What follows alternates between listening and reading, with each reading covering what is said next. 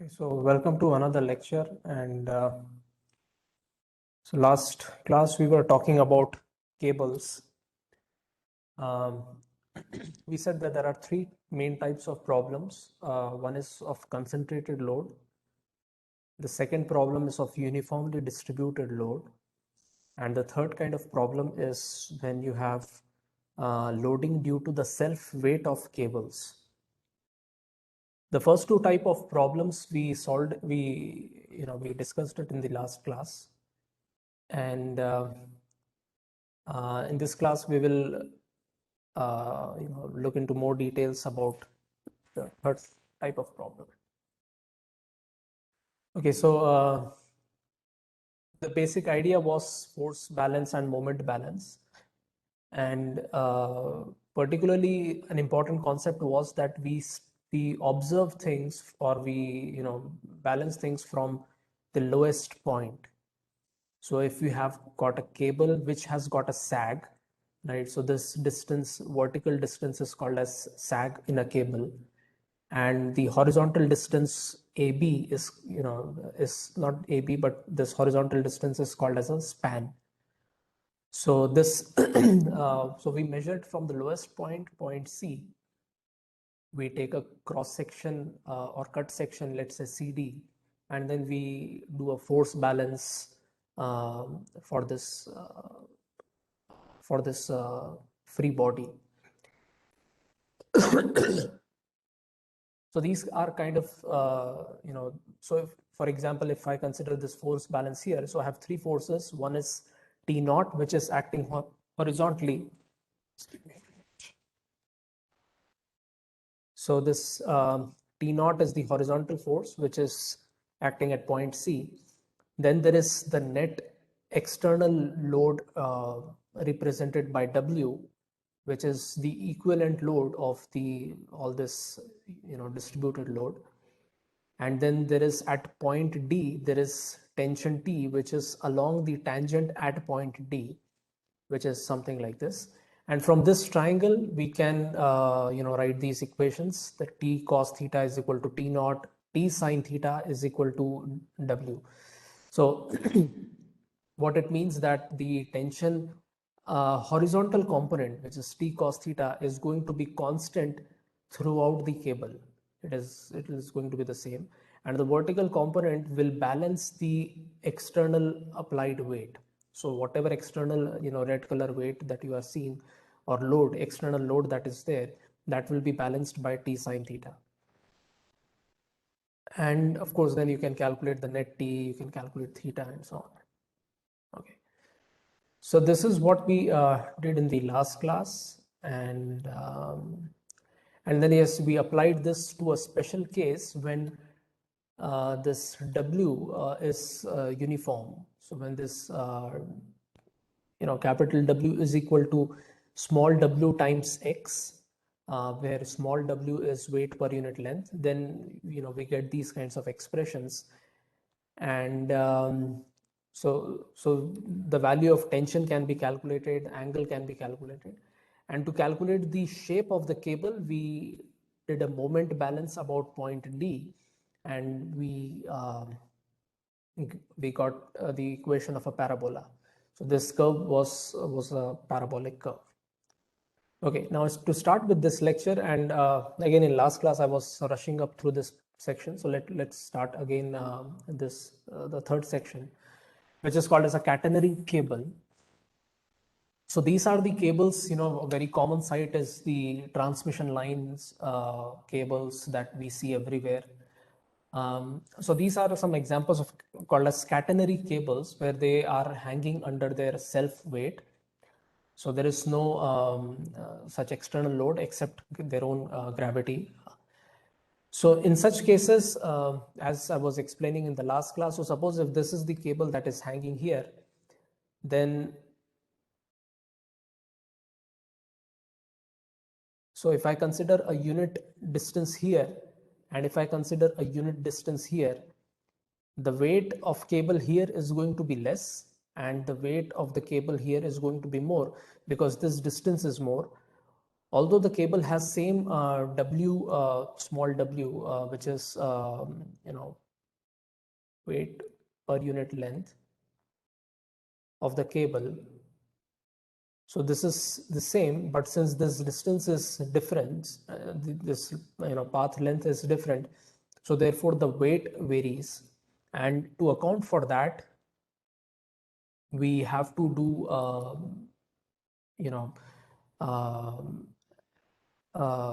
analysis something like this. So in this case here we are considering the same triangle. So again I'm considering the free body from C to point D. I have again drawn the T naught, capital T, and now the W is going to be W times S, where S is this length. So this is the net weight of the cable that is hanging from point C to point D, and this is going to be W times S, where S is this curved path length.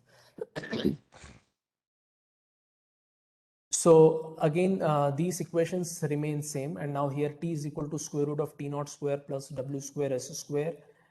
Now we are introducing another variable here, which is C is equal to T naught by W. So T naught is the tension at the lowest point C. W is weight per unit length of the cable.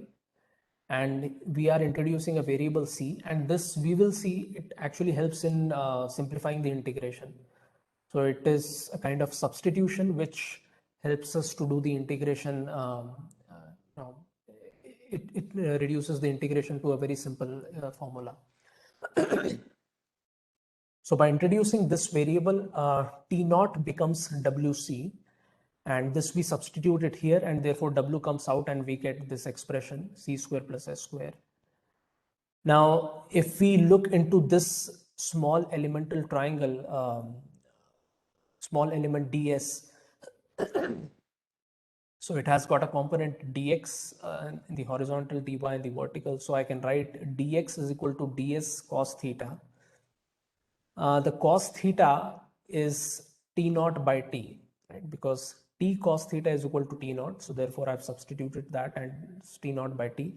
Now T naught, from here we know it is equal to WC, and capital T, we have this expression here, which I've substituted here, and we get an expression something like this. Now this expression can be integrated, and I'm sure you might have mugged up these formulas in your previous exams, but these are the places where you actually practically see the application of hyperbolic curves, right? So although we may have remembered these equations, but these are some of the practical places where if you see a transmission line, it should remind you of a hyperbolic curve. So when you integrate it, it actually becomes a sine inverse hyperbolic. And again, if I take it on the other side, it becomes the path length or the arc length is S is equal to C times sine hyperbolic X by C. Now, so this is the distance S as a function of X, as a function of horizontal distance X. We have obtained that. And the next thing is obtaining the catenary curve. So now if I want to get the equation of this curve of y as a function of x, to do that, again, we have to, just like we did it for the parabolic case, we have to balance moment. And okay, well, in this case anyway, just by writing dy, you can do that. So so if I write dy from the same triangle, so dy is equal to dx tan theta, and tan theta from this triangle, again, this triangle, we can write tan theta as w by t naught. And so this expression simplifies to s divided by c, because w is equal to capital W is equal to small w times s, and t naught is equal to c times w, right? So that's how we got this s by c dx. And now S we know as a function of x from the previous equation. We know S as a function of x is this c times sine hyperbolic x by c, which substituted here leads to something like this. And now this equation can be integrated to get y as a function of x. So when we do this integration and applying appropriate limits, so now here the coordinates that we have chosen is, so as it is written here, it is c below the lowest point of the cable. So when I substitute x is equal to 0, so cos hyperbolic cos h of 0 is equal to 1. So therefore this thing will be c, and therefore the origin has to be here, so that at x is equal to 0 your y is equal to c, and yes, your this curve is going to be a cos hyperbolic curve. So as I was saying, so next time if you see some transmission lines hanging, it should remind you of the cos hyperbolic curve. Okay, so if I write this equation of S, the previous slide what we have seen, the path length S is equal to c sine hyperbolic x by c, and y is cos hyperbolic. So just like we have equation for cos square theta plus sine square theta is equal to 1. Similarly, you have cos hyperbolic square minus sine hyperbolic square is equal to 1. And that leads you to the following equation. Cos hyperbolic square minus sine hyperbolic square, any angle, this is equal to 1. So this is again an identity.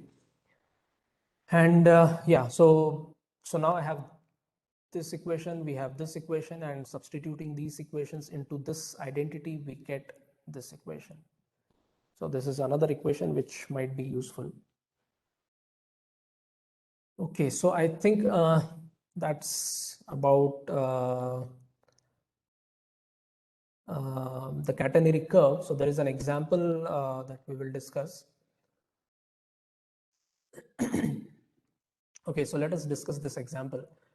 So the example is that we have got a uniform cable having a weight of 50 Newton per meter. So this is the small w that is given to us. It is suspended from 2 points A and B. As shown, determine the maximum and minimum tension. So we want to calculate what is the maximum tension, what is the minimum tension, and of course we can find this curve of this equation and plot it. Okay. By the way, for a cable something like this distance is called as a span, and this distance is called as sag. And yeah, so this problem is given to us. Now, to attempt this problem, the first thing we know is that the catenary equation, we know that y is equal to c times cos hyperbolic x by c.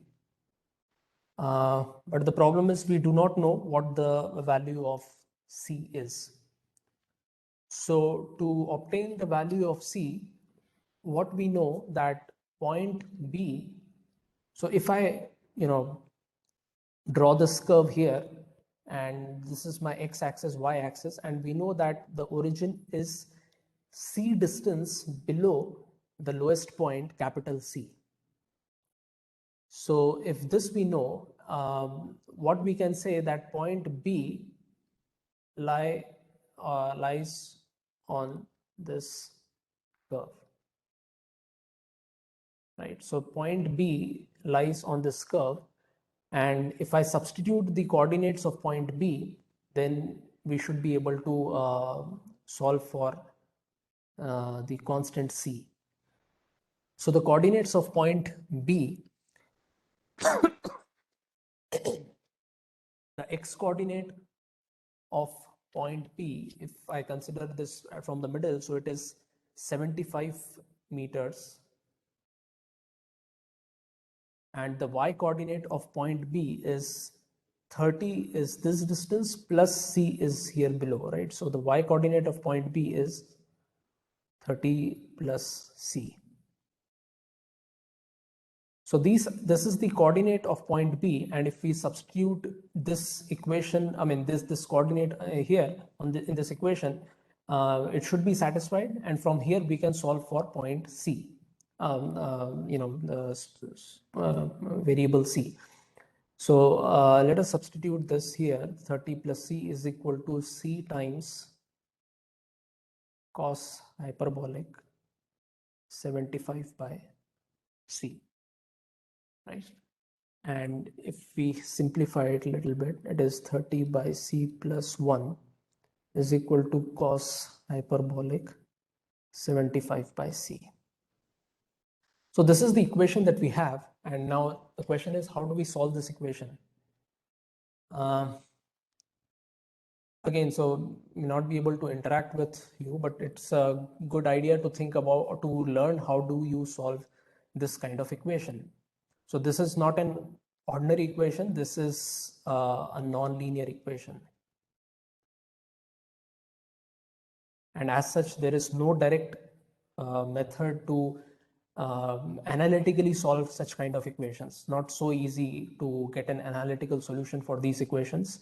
However, we can solve these equations by using computational methods, by using various techniques, iterative techniques. And there are whole courses on learning how to solve these equations. So there's a course on, I think, ME 504, which talks about numerical methods to solve these kinds of equations, linear, non-linear, and so on. Anyway. So we can use Newton's absolute method now. To do is try to figure out how do you solve this equation using a calculator. So using a scientific calculator, you can solve this equation. It is possible. And I would like you to figure out how do you solve this using your scientific calculator.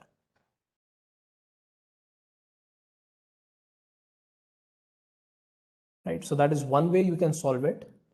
Plus, of course, if you use Python and MATLAB and so on, there are functions such as fsolve. You can explore that. I think this is in SciPy. So by using some of these functions, you can solve these equations. Similarly, MATLAB also has some similar functions to solve nonlinear equations. Okay, so now let us say you solve these equations, and using scientific calculator, it is possible. So by using some methods, you obtain the value, let's say C value, and it will turn out to be around 98.4 something. So this is the value of C that we have solved after solving these equations. And after doing that, now we can calculate the values of T naught. So T naught is small w times C, and this will turn out to be around 4,900 newtons. So from here you can calculate what is your minimum tension. You can also calculate your maximum tension, which will be around T times, which will be at the point B. T times, T at point B, which is equal to W times square root of C square plus S square. And now if you see your equation, what we have derived, it was y square minus s square was equal to c square, and therefore c square plus s square is nothing but y square. And if you substitute it here, it becomes w times y at point B. So this thing, by using this equation, it becomes w times y. And this again you can calculate very easily. This will turn out to be, I think, 6,400 newtons. So these are some of the, written something here. So yeah, so that is the how we solve some of the catenary curves and catenary equations. Okay, wait a minute. Okay, so now next few minutes, let me talk a little bit about another topic which is called as beams. Now beams, I don't want to go in a lot of detail because mechanical engineers and civil engineers will study this in a lot of details in future. So, but just some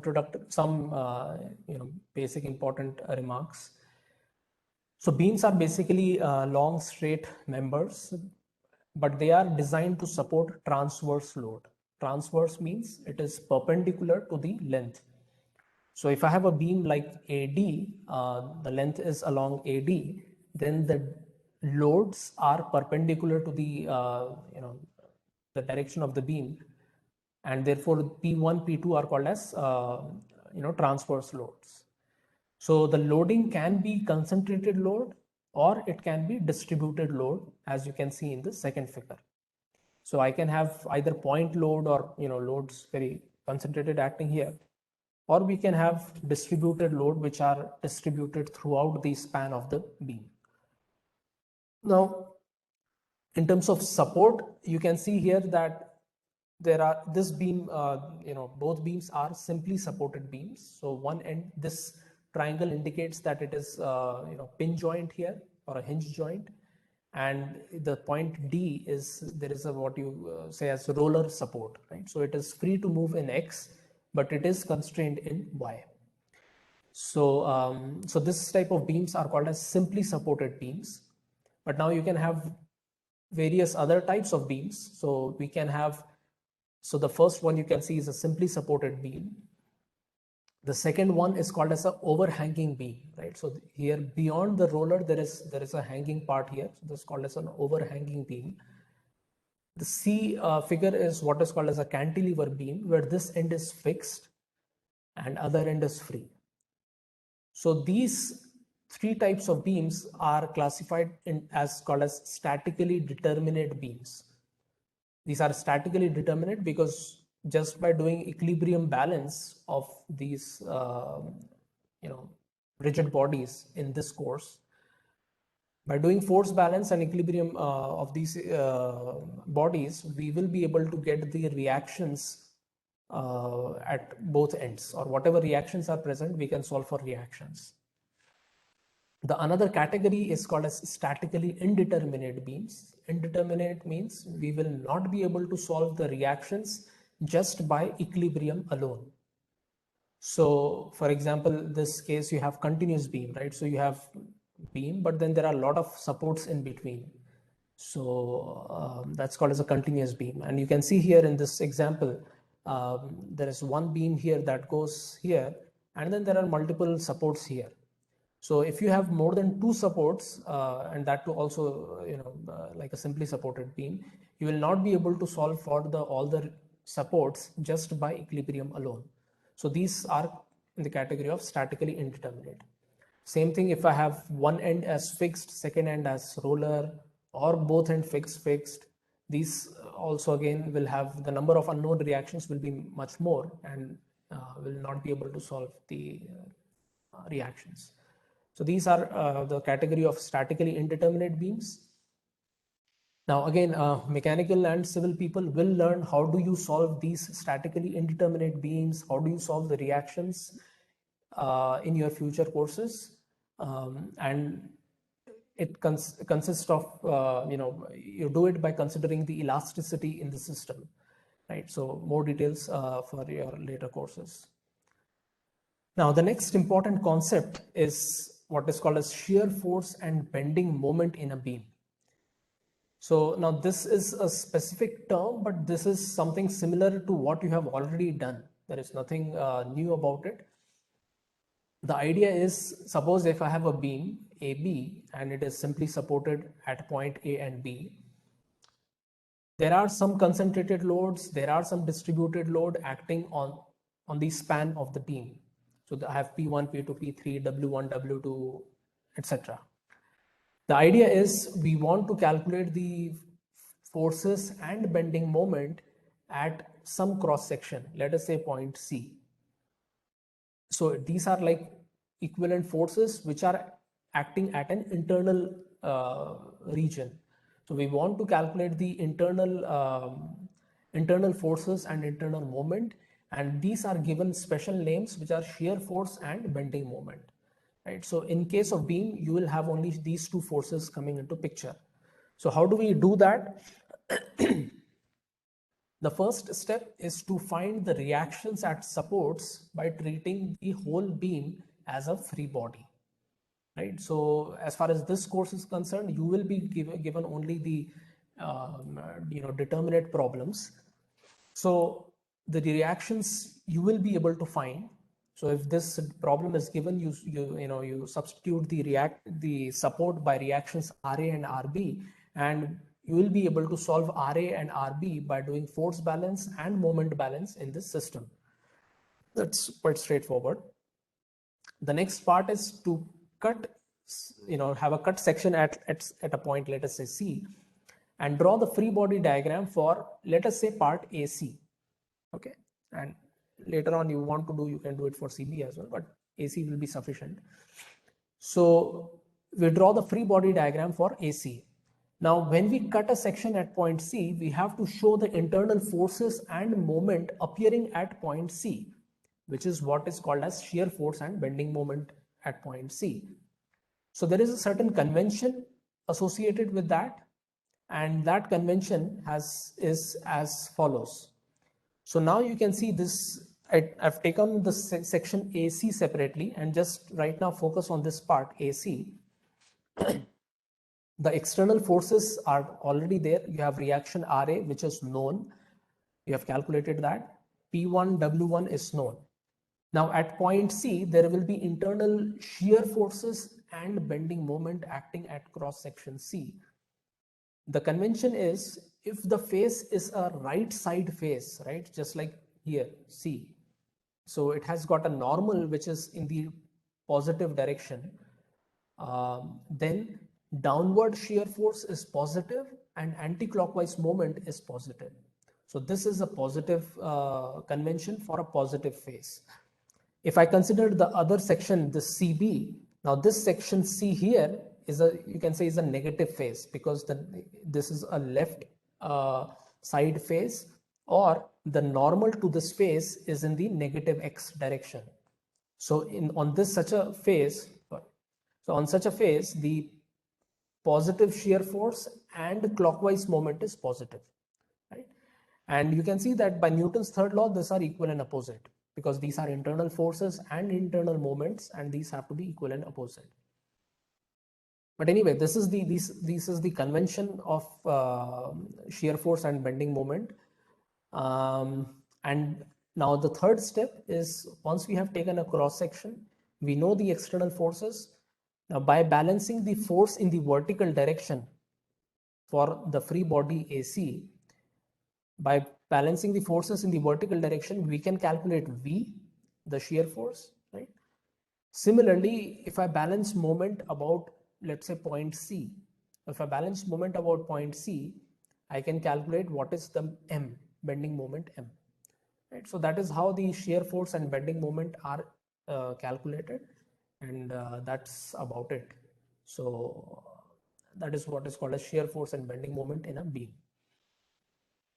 So now this is again the convention that we have seen. So if I have got a face which is facing the right direction, or whose normal is in the positive direction, then downward shear force is positive, anti-clockwise moment is positive, and it's opposite for the opposite face. Now the effects of shear forces, you must have studied in your manufacturing course. So by shearing, you just shear apart the sheet or metal, right? So that's shearing effect by shear force. And bending moment, it tries to bend the structure, so it causes a flexure. So bending is also called as flexure, and it flex the structure. So that's the shear force and bending moment effect. And lastly, these shear force and bending moment, what we have calculated, it can be plotted in a diagram, and that is what is called as a shear force and bending moment diagram. So for example, if I consider a simply supported beam with a point load acting at the middle, Then I can take a cross section, let us say C here. And if I draw the, and we can calculate the reactions will turn out to be P by 2, P by 2. Now, if I take a cross section AC, then we can calculate the V here is going to be P by 2. It is going to be constant. And your bending moment M, if I balance moment about point C, it is going to be P by 2 times X, right? So that's about it. And if I plot it, this is how it looks like. So this is the geometry. For the first part, when the point C was between AD, the shear force was positive P by 2, right? From this diagram AC, you can see that this is positive P by 2. V is going to be P by 2, so it's going to be positive. Later on, you can see that if you take a cut section here, E, and let us say if you draw AE, you will see that the shear force here acts in the opposite direction. I mean, it acts in the same direction, but the phase becomes different. So, so here your shear force is going to be minus P by 2. And similarly, your bending moment, which is equal to P by 2 times X. So it is a linear function of X. So let me write it here. So here your V was P by 2 and your M was P by 2 times X. So if I plot this, and what is X? This length was X. So if I plot the shear force and bending moment as a function of X, it is going to be a straight line, and this is going to be a linearly increasing straight line here, bending moment. And again, if you analyze the second section, you will see that these curves follow. So these diagrams are very important diagrams. And again, as I said, mechanical and civil people will study in greater details these things later on. These are called as bending moment and shear force diagram. And a last thing that might be helpful is to see the relation between these things. So if you see that if I differentiate this M, I get V, right? The slope of M, so you can see that this slope is a constant slope, and this will turn out to be P by 2. So this is a constant slope. Similarly, this slope is a constant, but it's a negative P by 2. So here you can see like this. So therefore, there is a relation between these three diagrams. So this is loading diagram, this is shear force diagram, this is bending moment diagram. So there is a relation between loading, shear force, and moment. And again, I'm not going through these derivations, but the relation between loading W and shear force is V by dx is minus W. And similarly, relation between moment and bending moment and shear force is dm by dx is equal to V. And just to give you an example, now here is a simply supported beam acted by a uniformly distributed load only on a part of it, and then it is free. So if this is my W, which is constant, then V is going to be integral of W. So shear force is going to be a linear function. So here you can see that V is a linear function. And if V is a linear function, moment is again integral of V, which is going to be a parabolic here in this region. So this is M is parabolic. I can go other way. If I differentiate this parabola, I get a linear function V. And if I differentiate V, I get distribution W, which is constant. So anyway, these are some relations, and again, these are useful for doing quick judgment or quick observation for shear force diagram and bending moment diagram. So I think that's all for this lecture. So now we can stop this lecture.